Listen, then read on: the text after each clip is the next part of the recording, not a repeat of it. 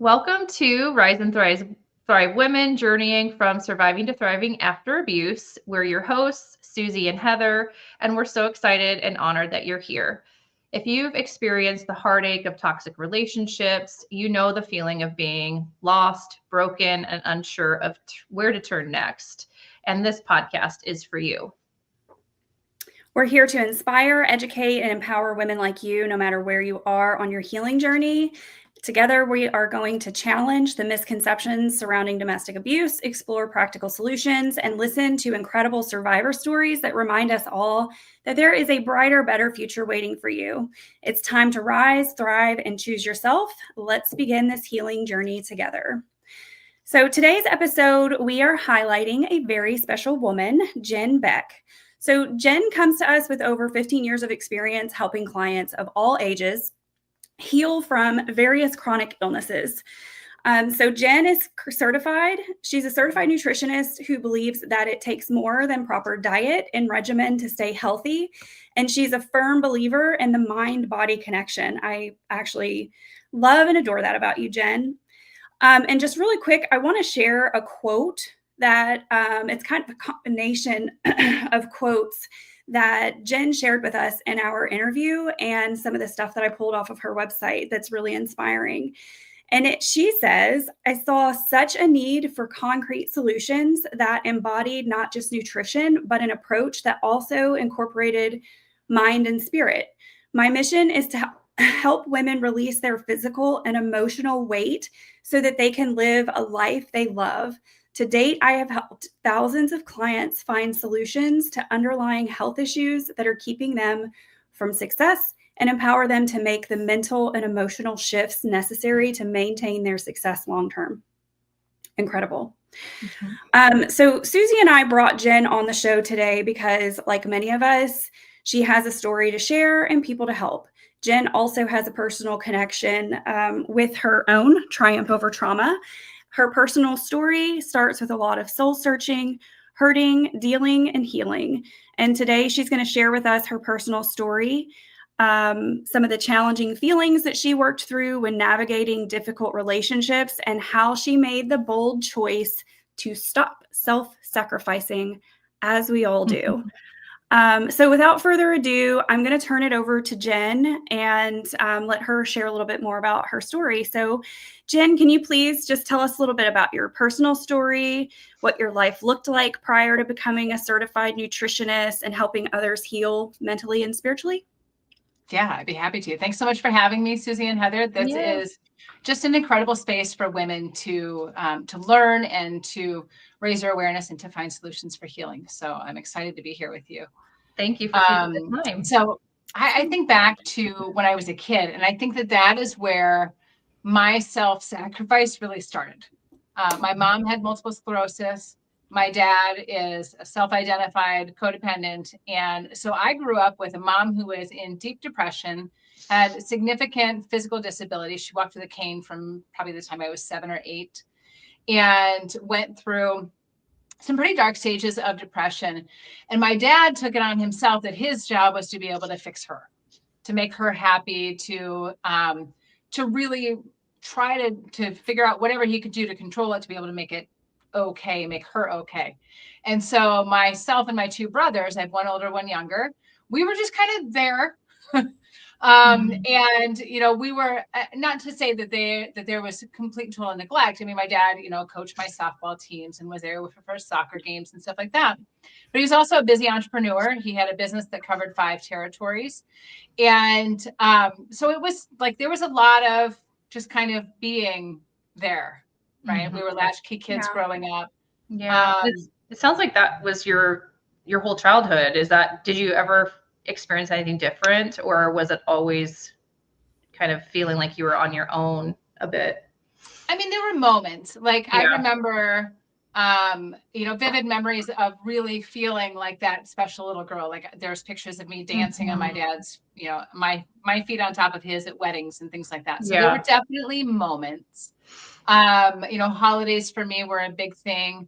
I remember when we were kids, after church, we got to go to this in-town bakery. We lived in a small town of 10,000. And there's a bakery in town, and after church, like once or twice a month, we got to go to the donut shop, and we could pick out any 2 donuts that we wanted. And it was like, being 8 or 10 years old, there was like 50 different kinds of donuts. And so funny how, I teach women now how we put our emotions into food. That's why we have certain cravings. So my emotional go-to would be donuts. Yeah, that makes sense. There were definitely fun memories and things like that. Okay. And, honestly, I don't know that I have a ton of memories in general as a kid, right? There were definitely times we took vacations and we did things like that. So there were definitely moments of happiness. Like I said, holidays were a big thing. Sports for me is probably when I connected with my dad the most. But with my mom's disease, there were definitely times where I had a longing for wanting to be like other kids, other girls and their moms. I wish we could go shopping for, 8 hours on a Saturday for back to school clothes, just the 2 of us. And my mom would last a half an hour, maybe an hour. And then we need to sit down, and within an hour and a half, 2, she's like, I'm done. Yeah. So there was definitely times where there was lots of joy and fun. And those, like I said, were around holidays or, activities or events and things like that. And the rest of it was just kind of coasting. My parents went through a divorce when I was 13. And so that was kind of one of those milestones for me that I think was a great disruptor for a couple of different reasons. So we moved to that town of 10,000 when I was starting 5th grade. And we moved from Nebraska to Minnesota. And we went from, Omaha, but I sounded like a Nebraskan. And we moved up to Minnesota into this little lake town of 10,000 people where you swear, you don't cuss. And there was already Minnesota. There was a kid with too tall braces, bad hair, glasses, and awkward, moving into a class of 25. And I was definitely the outsider, and went through a lot of bullying from like 5th through 8th grade. Both being ostracized, but also like I had 1 or 2 boys that were physically abusive. And so, that, and then my parents divorced when I was when I was in the middle of 8th grade.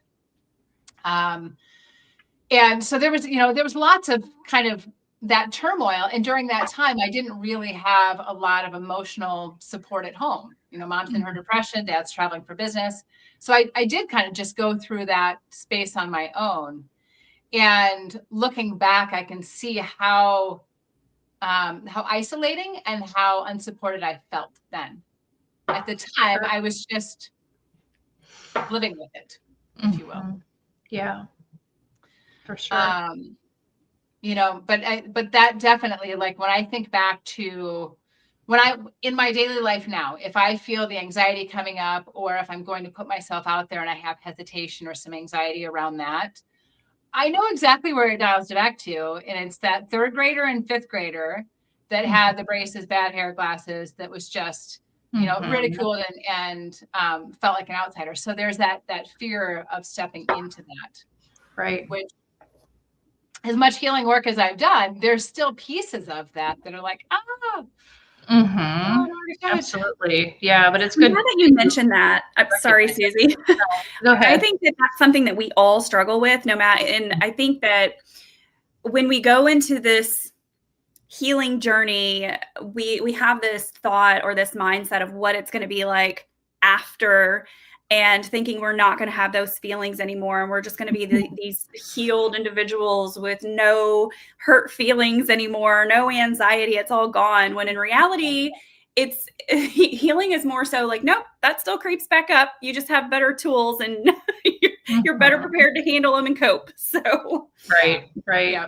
But a big part of it is in the healing process, I think, is looking back to your childhood and the relationships you've had and these experiences you've had to gain that understanding of why do I react this way now as an adult, or why do I find myself in these relationships as an adult? So I think I'm so thankful for you just to share your story. And, the experiences we have in childhood are all so different, but those relationships with our parents have such a big impact on our adult lives and relationships too. So Yeah. maybe we segue into that a little bit. And if you're comfortable just sharing kind of how did that propel you then into adulthood and experiences that you had? Yeah. So I think, so when my parents divorced, there was, so my dad took custody of the three of us. Mm-hmm. And so there were definitely times where, like I think back to some of those segments of my dad said, well, you're either moving or I'm taking the kids and moving. And so there's not a lot of choice. My perception was there's not a lot of choice for women. Like you just kind of get what's handed to you. Mm-hmm. And at the same time, my mom attempted suicide due to her depression and the divorce and things like that. And, at the time I remember thinking like, was I not valuable enough to stay? Right. There's so much of that personalization. So I think that was a huge point for me. And then my dad dated a little bit. And when he decided he was going to start dating, I had become the woman in the household. My older brother was 2 years older than me. I was 14 and my younger brother was 12. And I was the one that was put in charge. Like I was given the grocery money. I can't drive, but I get the grocery money if my dad goes out of town. Mm-hmm. And so there was already that responsibility of like, it all falls on me. I've got to figure it out. I've got to make it all happen. And I remember a conversation my dad and I had when I was probably 14. And he's like, I'm thinking about starting to date again. But I don't know. I want to think about what's best for you kids. I don't want to put you in a bad place, and things like that. And I'm counseling my dad. I'm like, no, you got to do what you need to do. And I'm telling him to go live his life. Mm-hmm. And again, stepping into that like adult role. So I was the woman of the house for the next 4 years after the divorce. And then my dad started dating someone in my senior year, and they started dating in the summer and they were married in the day after Thanksgiving. Very fast. Yeah. She lived in Portland. We lived in Minnesota. Oh, wow. I met her once for a week and then saw her again the day before the wedding. And that was it. Mm-hmm. So it was very fast. Yeah.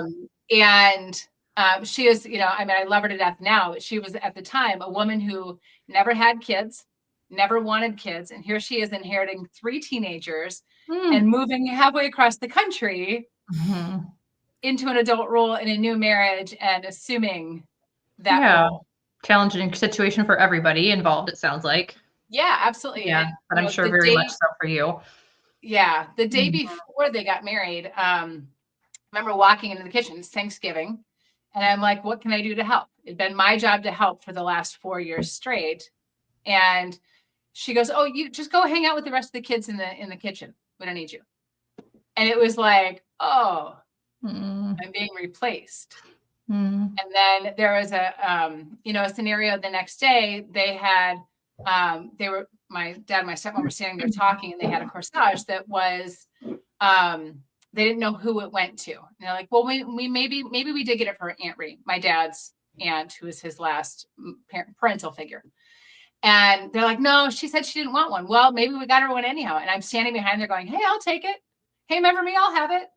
And whether I said it loud enough, they didn't hear me, they ignored me, whatever, but they ended up giving it to her. So it was like, oh, now I no longer am daddy the little girl, and I've been replaced, and now I'm invisible. And it was like, it was such a turning point for me in that moment, because I literally felt like I had just been pushed out of my own family.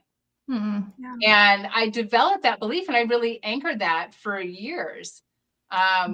They got married, and the 2 weeks after I graduated high school that year, I was out, and I moved in with a guy who was actually my older brother's pot dealer. Not that it had anything to do with pissing my dad off or anything. No way. No, nothing to do with that. No. So I moved in with him, and then within the next 3 months that we lived together, he ended up cheating on me with my best friend from high school, knocking her up. So I left him, and and it was one of those things where there was so much abuse in that last, like, that little 3 months. Looking back at how that just really devalued me and just annihilated my self-esteem at that time. Yeah. You said you were, did you say you were still in high school at the time, or you had just I finished? just graduated. Just graduated. Okay. Just So graduated. yeah, still very young. Yeah. And I mean, like, I didn't go to college right away because, you know, my dad wanted to send me off to some cornfield. And I'm like, well, F that. I'm not going to some middle of nowhere school just so you can get rid of me. So I made, you know, my own rebellious little decisions. And yeah. And like some of those moments where I put myself in a situation where I just allowed myself to be treated like I was nothing, and managed to end up with somebody who, like, we were at the state fair, and you know how they have those like guess your weight games. And at the time I was 5'11", almost 6 feet tall, and I weighed 145 Wow. pounds. And because of my height, nobody could ever really guess my weight. They always guessed me thinner. So I go, okay, so you guys go stand over here on the other side so you don't see my weight. It was the boyfriend, the best friend, and his brother. And I step on the scale. His brother runs over, looks at the weight, runs back, tells my boyfriend at the time. And as I'm walking back over to the group, he yells, "No wonder I don't sleep with you anymore." Wow. And it was like, and that for me was that first, like, oh my God, I am so unwanted and fat and all of those things. Wow. And so then what do? I start dieting. Like, do you know what I mean? It was like, it was that moment of like, I am so worthless in that moment because I'm overweight. Yeah. And it was up to you to fix it. And you weren't able to see at the time that it was coming from a very unhealthy person, right? Right. So it was something I did and I should be able to fix, and all of those things. So it just fed into my hyper responsibility and my need to fix it so that I'm lovable, because obviously it's something to do with me that I lost my family and now him, and then, all of the things. So it just compiled. And so I think about like they're moments in time, but they're just those like, oh, big shift, anchor and store all of that emotion and all of the beliefs that went with that. And so fast forward a little bit, I ended up in a car accident and I had to move back home with my parents. So now I'm 19, back at home, no car, no transportation, under their rule. And so again, rebellion kicks in. So I have friends. So I go out 6 nights a week and, drinking and, whatever was the opposite of what they wanted me to do. Yeah. Being 19. Yeah, big 19, Being 19. 100%, but like 19 to the extreme. Some unhealthy behaviors in that. And kind of the last straw was they wanted me to, they were hell-bent on me getting a job. And I still had swelling and stuff like that in my feet from the accident. I was 19 running around in a mini skirt and heels in essentially a blizzard, driving when I got in the car accident. Oh no. Oh, really smart. So anyhow, so I ended up having some damage to my ankles and swelling and stuff like that, and a little bit of frostbite. But so I was doing resumes and stuff like that. That was going nowhere because I was a high school graduate with no skills other than working in a drugstore for a couple of years. Yeah. And so they told me that I needed to get a job. So they would drop me off at a mall in the morning in a suit and heels. I would walk around the mall all day. They would pick me up for lunch and then drop me off at another one in the afternoon. And so I'm still having foot pain and everything else. So now I'm mad because now it's not just the fact that I have to get a job, but now it's the next level and so on. Right. Anyhow, it gets to a point where they're like, you either need a job this week or you need to move out. You need to stop going out at night. It's disrupting your brother. You need to stop that or move out. So I moved out. And I moved in with my mom. And shortly thereafter, I met a guy and we dated for a few months and ended up moving in together relatively quickly. Not quite as quickly as after high school. But we ended up going and moving to South Korea for a year. And what a growth process and an adventure, and, just opened my eyes to so much about me and what I could do and how I could navigate. I went over there, like the first 6 weeks I was over there, I thought this would be a great adventure for us to do together. But he worked 45 minutes away, 14 to 16-hour days, 6 days a week. Wow. So we came back after 6 weeks and I'm like, I'm not going back. And he's like, yes, you are. You're the one that told me to sign up for the year. And I'm like, well, I don't want to. And he's like, sorry. And I had enough integrity that I went back because I had committed to doing it. And when I was there, I started teaching English just, with some executives from Johnson & Johnson and Tupperware, just conversing with them. But to do that, I had to learn how to take a taxi from our apartment to the train station, take the train up to where he was, pick up the company car, and then drive on Korean roads. Wow. To get where I was going. Wow. What an adventure for sure. I know. I'm like, I want to do it. I do too. Yeah. Can I just take a year and go to South Korea? I'm down. Anywhere, just anywhere. Drop me somewhere where I don't know where I am and I have to figure my way out. Just promise me it'll be safe. Yeah. Yeah. So I love Amazing Race now because it's kind of like that. I like that show too. The challenges. Yeah. But it was such a growth opportunity for me. I came back and, I started bartending. And when he's like, well, you need to call me by 10 o'clock if you're not going to be home at 10 o'clock. And I'm like, well, you know where I am. So if you need me, call me.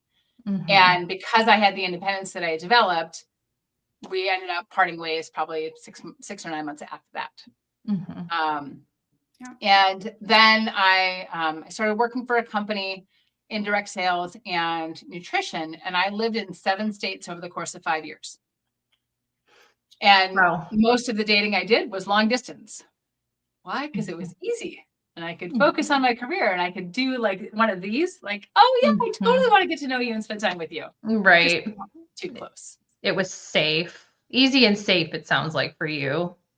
Yeah. I mean, to the point where I moved back home for a little while with the company and I started dating somebody and we were together for probably 6 or 8 months. And I was like, oh, I need to take somebody from my team and move them to Iowa. So I'm going to move there. And then when I get them set up, then I'll move back. And just happened to be right when things were getting really serious. I'm like, peace out. Yeah. And I remember him going, I'm working on myself right now. And I don't know when you come back, if I'm still going to be around and you won't get to enjoy the me I'm becoming. And I'm like, oh. Okay.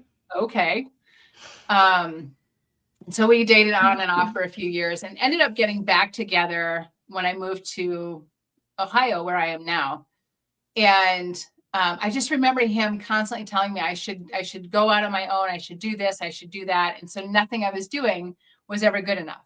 I'm like, how interesting this pattern continues. Like, Jen, can you do me a favor? Can you repeat what you just said about what he said? In terms of him working on himself. Oh, sure. He's like, I'm working on myself and I don't know that by the time you get back that I'll still be here and you won't get to enjoy the person I become. The new version of and me. The reason I'm asking you to repeat that is because it happens so often where we have a fear of missing out on potential. And that's all it is. I mean, they convince us that they've changed and they've turned into this amazing person that we've been longing for, right? But that's just another manipulation tactic that they use to kind of keep us on the hook, longing for the future view of what this could be, but isn't right now. Sorry, go ahead. No. Good call out. I mean, 100%. And like, so if we jump to the next relationship, so the reason we broke up is because on one of our breaks, he had gotten somebody pregnant, but I found out about it when we were back together. So that's two relationships not cool. that ended in infidelity and pregnancy. Okay. Right. And so then fast forward another, I was here. So it was probably within another 6 or 8 months. I was working all the time. My girlfriend's like, you just need to meet people, like get out of the damn office, go out and meet people. And I was like, all right, well, I did online dating when I was in my late 20s. So I guess maybe I'll try that again.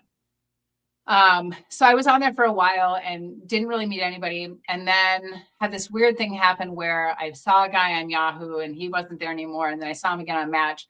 And on Match, we were like an 87 or 90, 93%, 90, some insanely high match. Mm-hmm. So we messaged back and forth. And then he worked nights, I worked days. So we emailed for like a month first.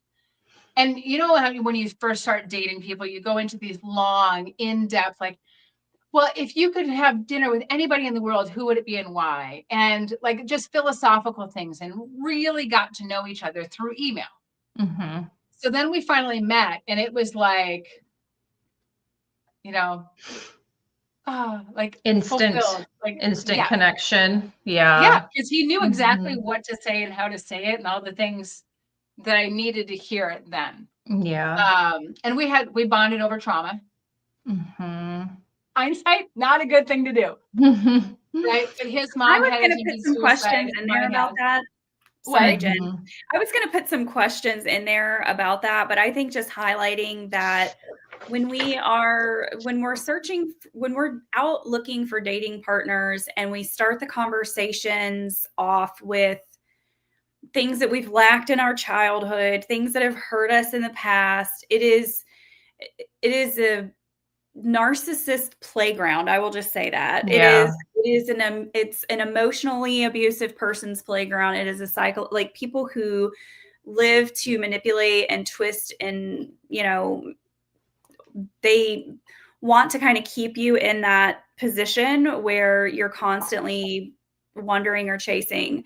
Bonding over those sort of stories it's never a good idea, because you can't trust everyone with your truth. I'll just say that. Right. Sorry, Jen, go ahead. Yeah. No, and I wholeheartedly agree with that. I mean, there was something that I had shared with him early on in our relationship, and it had never come up again throughout our entire relationship until I asked for a separation. Mm-hmm. And then it got thrown in my face. Yeah. Like that's one of the things that I recognized later on, is that everything I shared was a weapon in the arsenal to come out later. Yeah, that's what I was going to say on the heels of Heather's comment, is the things that you disclose at the beginning of the relationship when you are being vulnerable typically are weaponized against you somehow at some point. So it sounds like that was definitely the case. Yeah, and I had no clue about emotional abuse, narcissism, like anything like that. Yeah. It just why would we? We're just surviving. Right. Why would we? We're just surviving. Right. Exactly. Yeah. Right. And and he was everything. He, like, all of the things that were important to me, like our first date, picks a restaurant that, like, I love sushi. And he doesn't just order sushi, he orders the boat of sushi. Mm-hmm. Right? Enough to feed like 6 people. Yeah. Well, they send out the wrong one. So then they go back and they bring us another boat of sushi. Oh my gosh. The right one. So I brought literally like 6 containers of sushi to my office the next day and fed my entire office. Oh my gosh. But it was like, oh, I'm being wined and dined, right? Yeah. It was there was so much that was just like splashy and brand new. And my dad is definitely, one of his love languages is gifts. And so he very much spoils my stepmom. He's the type of man that on the way home will call and be like, hey, I'm on my way home. Is there anything you need me to stop at the store and pick up? Mm-hmm. Like, just super thoughtful, really responsive, intuitive, and, really generous. And that is exactly who he was. And there were so many similarities between the good parts of my dad and the good parts of him. Mm-hmm. And it was all of those things. And I mean, the special little moments and the stories that I heard about, how he was and who he was with his ex. And, how he cooked dinner for her and her son all the time. And he bought her, Coach purses and just showered her with stuff and all of the things, right? Mm-hmm. And during our divorce and separation, he goes, I cooked for her like once. I bought her one Coach purse. I was like, oh. Wow. The truth comes out. Holy cow. Jeez. and both of us have been cheated on before. And so we both, are like, I will never date anybody. I will never do that to anybody. And I really, like, looking back, I really wanted somebody who would never leave me. I wanted somebody who needed me and who I could be, he was really sweet. He was really caring, but he was also, I would say, more shy or insecure. Like our third date, we had a great time and we sat in my driveway for like 45 minutes holding hands. And finally gets out and we're just sitting there talking and I'm like, okay, so what are we going to do here? Like, we still haven't kissed at this point. And he gets out and he gives me a hug. And that was it. And I'm like, okay. And our fourth date, he's like, so I think I'm ready to let go of my Match account. What do you think? And I'm like, in my head, I'm going, I don't know. I didn't even kiss you yet. Not like, yeah. Can we see if there's chemistry first? Right. I haven't caught an ick yet. I haven't caught an ick yet. Yeah. Right. And so we gone to dinner. He had this whole thing planned out where on a third date, we were going to go ice skating after dinner. Well, ice skating was closed by the time we got there. And so that's why this big delay happened. And there was no third kiss kiss on the third date. Cause that's the perfect scenario of what it was supposed to be. And so on the fourth date, he's like, what do you think? What do you feel? I'm like, here's the deal. I like spending time with you. I'm going to continue spending time with you until I don't enjoy spending time with you anymore. And at that point in time, you'll be the first to know. Outside of that, like, I don't know what to tell you you should do with your Match account. That's where I'm at right now. And so they closed the restaurant. We're standing outside and he's talking about missed opportunities and he's talking about the third date. And I'm like, the missed opportunities are the only ones that you don't take action on. And so he keeps talking. And I'm like right now would be a perfect time for you to put your arm around because it's freezing out here. It's raining and I'm cold. And he keeps talking. And so I literally grab his arm and put it around me. And he keeps talking. And I literally grab his shirt and I kiss him. And he's devastated because our first kiss happened underneath the awning at Chili's. That's funny. But it set the stage for the rest of our relationship because like the first time he proposed was we had come back from Mexico for my birthday. We're laying in bed. He asked me if I would marry him and he gives me a cigar band for the ring. And then he asks me, where's your ring? And I'm like, it's a cigar band. If I wear it, it's going to fall apart. And so he gives me a different ring. Right. He gives me a different ring. This one's a Claddagh ring that he happened to have. And so that became my promise ring. And then the third time he proposed, it was as we were driving through Tennessee and he's like, hey, you want to get hitched? There's a drive-through chapel. And that was my third proposal. So I don't take any of these seriously. If he waits that long to kiss me, like, right. Clearly that's not the real deal. So it just, there's so many things where it's like looking back, now knowing what I know now, right. It would be a red flag then. Right. Yeah. It definitely was not, because there were so many other things that were so amazing about him that I experienced that filled the holes and the gaps that I needed it to. Right. Yeah, that makes total sense. So, and then do you want to just talk a little bit about where you are today and then we'll move on to some questions? What's life looks like for you now? Yeah. So sadly we went through a really bitter divorce and separation. And so the last 7 years or so, I've been on my healing journey and, I've gone through and used multiple different emotional healing modalities. Many I've actually gotten certified in now. And so I have restored myself to the point where I have a real innate sense of safety for probably the first time in my life.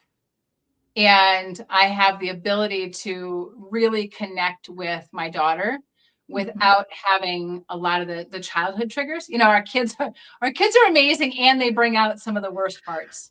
For sure. Yes. Yeah. They trigger all of our trauma. Absolutely. And so today I get to help women walk through their own journey and heal from the trauma and the self-sabotage and all of the pieces. And I feel, so my therapist told me that I shouldn't be grateful for the abuse that I went through. But I really do feel grateful because if I hadn't gone through what I did, I wouldn't have become the person I am today. I wouldn't have the compassion and empathy I have. I wouldn't have the tools that I have. And I wouldn't be the mom I am or the resource that I am for women that have gone through similar things. Yeah. And so, to both of you, it's creating that safe space. It's helping us work through and walk through our journey to the other side. Yeah. And to truly get to a place where we're healthy, happy, and whole. Yeah, absolutely. I don't remember if we talked about this when we chatted a while back. Are you in a healthy relationship now? I am dating in a very shallow pool. Okay. I couldn't remember. I was just curious if you were, like, how does it feel We'll dating have to have you now? on again I know. in a few months. We'll do a comeback. Give me another year or two. Yeah. I'm not. I mean, I've really focused on healing myself. Yeah, that's great. Because I know that I had lots of trust issues and things like that coming out of my marriage. And I was looking for the narcissist in everyone for quite a while. We all do, I think. Yeah, for sure. Yeah. And I wanted to ask you real quick, Jen, because sorry, Susie, I know we're kind of running out of time here, but no, we're fine. I think so. The name we wanted to call the name of this show, Stop Self-Sacrificing, because I think that, like, a lot of our listeners, that's what happens, right? And I love that in your story, you're able to weave together the self-awareness that you've been able to gain. Like, how the hell did I wind up in this relationship where it's over and now I feel completely empty and I'm like searching for all the answers of how I got here so I don't repeat this mistake. And so one of the things that we talked about was the self-sacrificing and what happens. And I mean, whether you believe, like our listeners, whether you believe you're with just a really highly selfish person, a narcissist, an abusive, emotionally abusive, codependent, avoidant attachment, because they're just, I mean, when I talk to clients, all of these things kind of snowball together where they can't really tell. And so I guess the long-winded question I'm asking you is, can you talk a little bit about the realization, like, where were you when you made that decision? Like, I can't do this anymore. Like, I feel like I've lost so much of myself that I need to find who I am again. Can you tell a little bit about, like, kind of where you were, and how you reached that conclusion and how it led you to help others heal through this nutrition program that you offer? Sorry. Yeah. So the nutrition piece came in. My mom, at the age of 49, went from living on her own to being in a nursing home in 6 weeks. And that's where I was like, I don't want to end up where she is. And I would do whatever I could to be able to help her. She was always my safe space. She was always my connection to my family. She's the only person I really felt like I had a home with, after my dad remarried. So, she had always been kind of my touch point.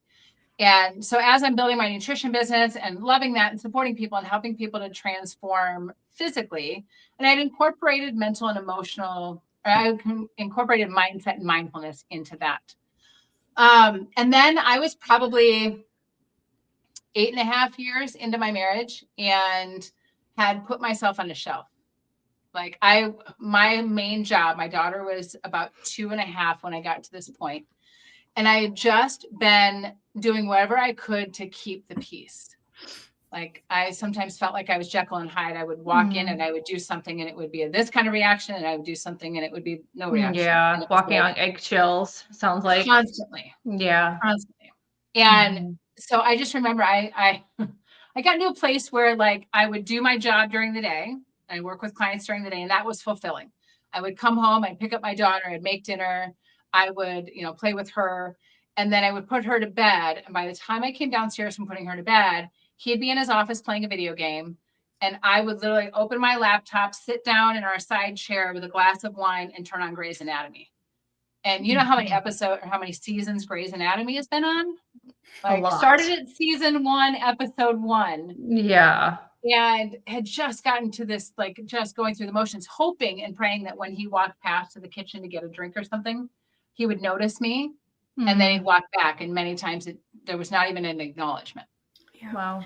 And there got to be a point where in Grey's Anatomy, there was a couple, they had a young baby, and one of them says, you know, I think we need to do a trial separation.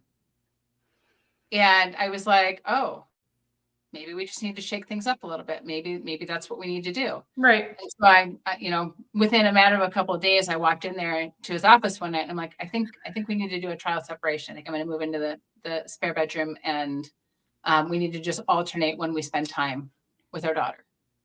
And he goes, yeah, whatever you feel like you need to do. Wow. And we then pursued like 7 months of therapy together, which got nowhere. It was a lot of going through the motions and doing the things that I asked him to do that would be important to me, but there was no heart change. And at the end, go ahead. Oh, no, I just said right.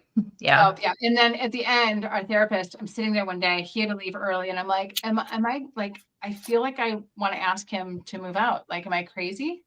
And the therapist goes, well, thank God you said it, because I couldn't. And I was like, oh. Wow. Validation there. Yeah.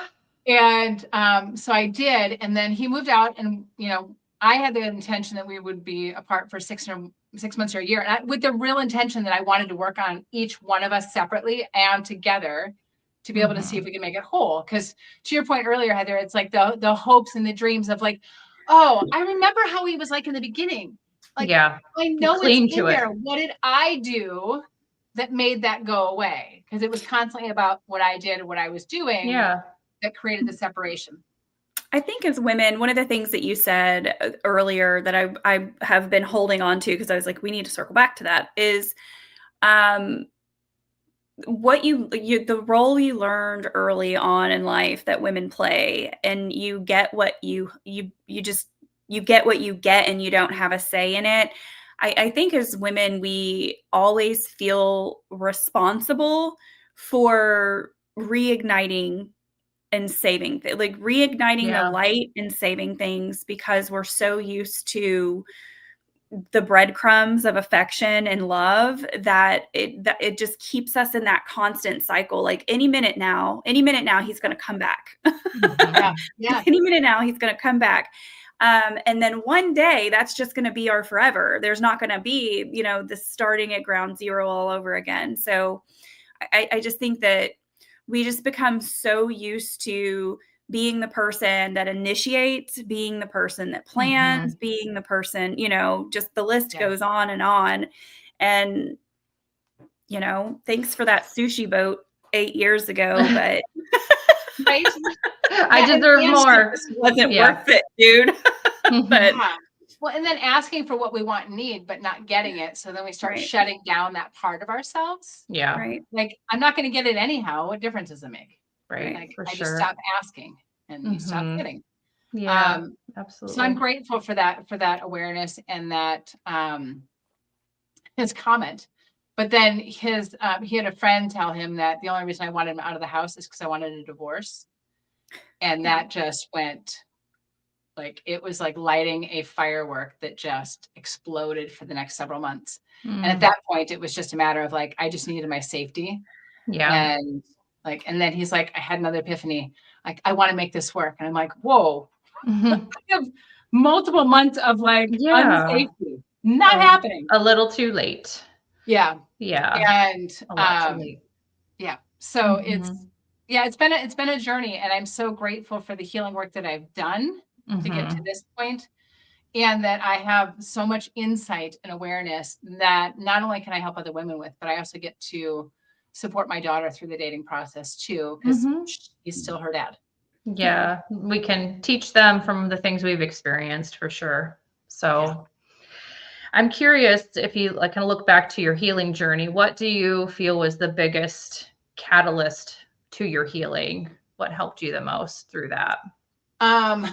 I think there were many pieces. So I saw a therapist throughout the entire thing. And so I would go to therapy and I would bring up all the stuff, but then I would go home and I would work with my untherapy practitioner. And I also did some NLP and NLP coaching and things like that as well. And instilling safety, healing for safety at an unconscious level Like that was one of the most important things, because like, I'll never forget, we were doing a session and one of the installments was safety. And he's like, okay, so think of a time when you felt really safe. I didn't have one. There was no point in my life where I could be like, I felt so completely safe. Wow. And that was a huge awareness for me. And so I kind of created this safe space. Remember the old dome, like playgrounds? Mm-hmm. It was sitting on top of one of those on a sunny day with the, clouds in the sky and just that perfect scenario. That became my safe place. And when I really got to a place where I was whole and I let people into my heart space, I remember doing a healing and I was no longer alone sitting on top of that dome. I had multiple people there with me. I had healed my relationship with God. And so he was there with me. I mean, it was just That's this so incredible cool. moment. And from that point forward, I have felt peace in my body, in my mind. And it's allowed me to stay more grounded and to have an open heart that had been closed off for so long. I love that visual. Yeah, I do too. You mentioned oh, sorry, go ahead. Yeah, that's what I was going to say. I said you mentioned LIIFT UnTherapy, and we haven't talked about that yet. And you are certified as what do you say, a LIIFT UnTherapist, or you're certified in LIIFT? Okay, so you're so certified in I've that. gone through multiple levels of certification with LIIFT UnTherapy. Yeah, can you just quickly explain what that is? So if someone's interested in it and wants to reach out to you, they can. Yeah, so LIIFT UnTherapy really looks at the core beliefs. So the easiest way to explain it, if the belief is the world is a safe and friendly place, we are open to meeting new people and experiencing new things and all of the things that comes with that. For me, my belief was the world is an unsafe and dangerous and unfriendly place. And so even just that one filter can change the way that we experience life, that we see life, that we experience and see other people, the openness we have. And so, like, this is my book. Wow. On every page in here, there are dozens of statements that, like positive and toxic statements, that we're looking at what are the specific beliefs that are keeping us stuck. And it's anything from safety to interpersonal relationships to success to health to you name it. It's in all areas of our life, because as we're going through life, we pick up all of these different beliefs, whether they're inherited from our parents or they're things that we're influenced by or things we experience, but we develop all these beliefs, but they're what run the show. Right. So if we have all these unconscious negative beliefs or limiting beliefs, we can't truly step into our greatest and highest self. We can't truly step into our full potential. And so LIIFT heals that for all the different parts of us, which it's, in my opinion, is the most thorough and specific healing modality out of all the ones that I've used. But because it is so thorough, the healing that it does is permanent. Like it locks it into place at an unconscious level versus conscious. Like if you think about affirmations are awesome. You say them 100,000 times, they're in your conscious brain. But the second we go into an unsafe place or we get triggered by something, we're going back to the limiting belief, because that's where our limbic brain goes. That's where our fight or flight is. Right. And so LIIFT dissolves that completely and installs the positive in its place. Very cool. No, I thank you for explaining that, because I think that is especially, that type of therapy sounds especially relevant and could be so helpful for people who have experienced abuse in relationships. And there's so many stories that get ingrained in our brains from our abusers. So Heather and I are coaches, but we encourage people to, if someone in our audience resonates with you, to reach out to you. And, I think that could be something super helpful. So maybe we wrap up then by just kind of telling people how can they find you and learn more about your services. Yeah, so you can go to CompleteHealthRevolution.com. That's my main website. There's an entire page on there that explains LIIFT UnTherapy. And then for somebody that is in that space where they're ready to heal, and I so value what you and Heather do, what Susie and Heather both do, because it is a lot of it's the guidance, the hand-holding and the space and the coaching that helps us to get to that next level. And I come alongside a lot of coaches doing the unconscious work while they're doing the conscious work. And so it's a beautiful Cool. pair Oh, together. a little team. Well, maybe we can be a team someday. Well, I That'll like be the fun. breadcrumb analogy. I mean, I don't believe that there's a one solution for all. When we're on these healing journeys, they happen in phases. And whether it's with a coach, a therapist, both, a little bit of, mine consisted of therapy, coaching, writing my book, and a holistic health practitioner, right? And so that's why I love what you do so much, Jen, is because it's almost like a one-stop shop for those who do believe spiritually and want to incorporate that in with their nutrition, because it really does.